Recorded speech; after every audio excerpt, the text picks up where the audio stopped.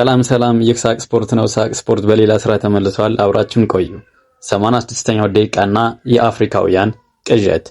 በዚህ ዝግጅት 3 የአፍሪካ ተወካይ ሀገራት ከዓለም ዋንጫው የተሰናበቱበት የጨዋታው 86ኛው ደቂቃ ጉድ ላሳያችሁ። ኮት ዲቫር ከሰማይ ሰባሪው ሮቦቱ ሃላንድ ሀገር ኖርዌይ ባደረጉት ጨዋታ ከተመሪነት ተነስተው በማንቸስተር ዩናይትዱ አማድ ዲያሎ ድንቅ ጎል በአቻነት እስከ 86ኛው ደቂቃ ዘልቀው እዛች ደቂቃ ላይ ሁለተኛ ጎል ተቆጥሮባቸው ጓዛቸውን ሸክፈው ከውድድሩ በይፋ ተሰናበቱ። በሌላኛው በኩል ድራማው ሲቀጥል ከ52 ዓመታት ቆይታ በኋላ ወደ ዓለም ዋንጫው የተመለሰችው የመላጣው ዩዋን ዊሳ ሀገር ዴሞክራቲክ ሪፐብሊክ ኦፍ ኮንጎ ከመሪነት ተነስተው በአቻነት እስከ 86ኛው ደቂቃ ድረስ ዘልቀው በዛች ደቂቃ በጎል ቀበኛው ሃሪኬን ድንቅ ጎል ተቆጥሮባቸው በእንግሊዝ ከውድድሩ ተሰናብተው ወደ መጡበት እናት አፍሪካ።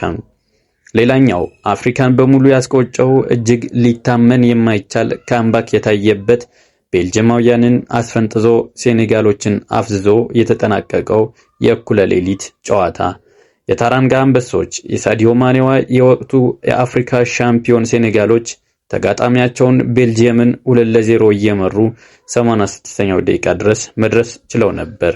86ኛው ደቂቃ ድረስ ጨዋታውን ለተከታተለ ምንም አይነት ታምር ቢፈጠር ከውድድሩ የሚያሰናብታቸው አንድም ምድራዊ ኃይል እንደማይፈጠር በድፍረት መናገር ይችል ነበር።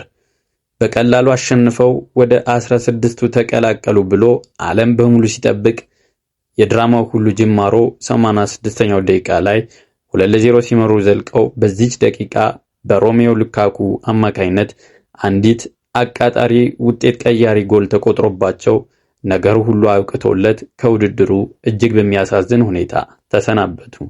ከዚህም ከሶስቱም ሀገራት በተያያዘ 10 ያባረረ አንዳይዝም 10 አረንጓዴ ጠርሙሶች በግድግዳ ላይ እንዲሁም ቻይናዊ ሆነው 10000 ሜትርን እያሯሯጡ መጨረሻው ዙር ላይ እንደሚለቁት ሌሎችም ተረቶች እየተዘዋወሩ ይገኛሉ።